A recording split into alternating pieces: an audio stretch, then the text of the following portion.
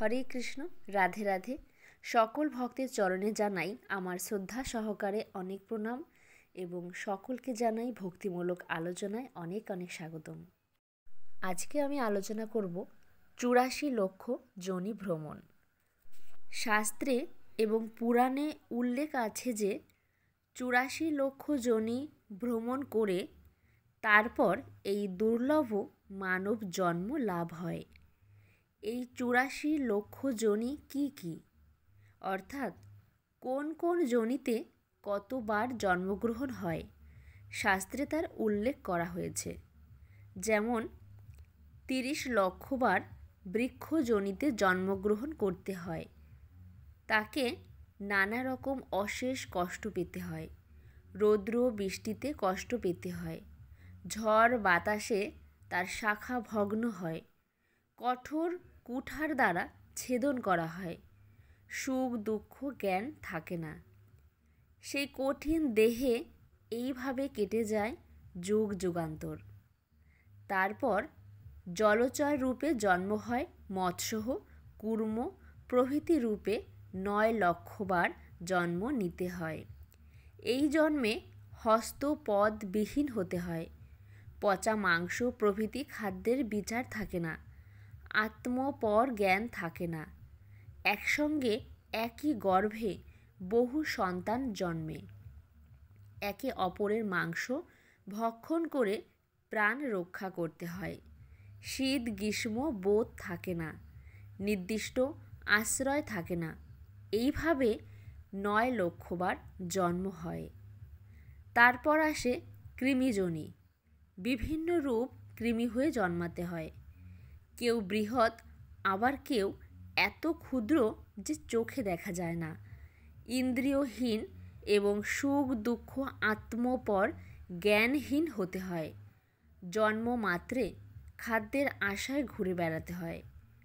যে স্থান মলমূত্র বিষ্ঠায় পরিপূর্ণ সেই স্থানে জন্ম হয়। বিষ্ঠায় একবার ডুবতে হয়, একবার ভাসতেও হয়। এইভাবে ১০ লক্ষবার জন্ম নিতে হয়। তারপর জন্ম নিতে হয় পক্ষী যোনিতে। এই যোনিতে ১১ লক্ষবার জন্মগ্রহণ করতে হয়। এই যোনিতে জন্মগ্রহণ করে রৌদ্র বৃষ্টি সহ্য করে বৃক্ষ শাখায় আশ্রয় গ্রহণ করতে হয়। আশ্রয়হীন হয়ে কৃমি কীটাদি যা পায় তাই আহার করতে হয়। সন্তান পালন করার পর উড়তে শিখলে আর পিতামাতার দিকে ফিরেও যায় না। কাক আর শকুন যোনিতে অধিক দিন বেঁচে থেকে কষ্টভোগ করতে হয়। তারপর ২০ লক্ষবার পশুকুলে জন্মগ্রহণ করতে হয়। এই জন্মেও দুঃখ কষ্ট ভোগ করে শেষে গরু যোনিতে জন্ম হয়। তারপর মানব যোনিতে জন্ম হয়। মানব যোনিতে ৪ লক্ষবার জন্ম নিতে হয়। প্রথমে হয় বন্য মানুষ রূপেতে জন্ম। পশুর মতোই আচার ব্যবহার থাকে, আপন পর জ্ঞান নেই, বন্য জন্তুই খাদ্য হয়। তারপর পাহাড়িয়া জাতির ঘরে জন্ম হয়। এদের বিজাতি বলে সকলে ঘৃণা করে। নানা রকম অভক্ষ বস্তু ভক্ষরূপে গ্রহণ করতে হয়। এরপর নিচে কুলে জন্ম হয়। দেব দ্বিজ মানে না, অখাদ্য কুখাদ্য খায়, নানা প্রকার পাপাচরণ করে। পরে শূদ্রকুলে জন্ম হয়। এই জন্মের পর বৈশ্যকুলে জন্ম হয়। সেখানে কর্ম অনুযায়ী ফল লাভ করতে হয়। এর পরেই হয় ক্ষত্রিয় কুলে জন্ম। এই জন্মেও কর্মফল অনুযায়ী ফল ভোগ করতে হয়। সব শেষে ব্রাহ্মণ কুলে জন্ম হয়। এই জন্মে একাধিকবার পূর্ণজন্ম হয় না। এই জন্য ব্রাহ্মণ কুলের জন্মই শ্রেষ্ঠ জন্ম।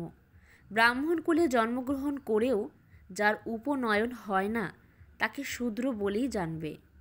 বেদ অধ্যয়ন করে বিপ্র নাম হয়, আর ব্রহ্মজ্ঞান লাভেই ব্রাহ্মণ হয়। তারপর আত্মজ্ঞান লাভ করে ঈশ্বর সান্নিধ্য লাভ করে, আর তাকে পুনর্জন্ম লাভ করতে হয় না। কিন্তু পবিত্র ব্রাহ্মণ কুলে জন্মগ্রহণ করেও যে আত্মজ্ঞান লাভের চেষ্টা না করে বা ঈশ্বর আরাধনা না করে তাকে পুনরায় 84 লক্ষ যোনি ভ্রমণ করে কষ্ট পেতে হয়। হরে কৃষ্ণ, রাধে রাধে।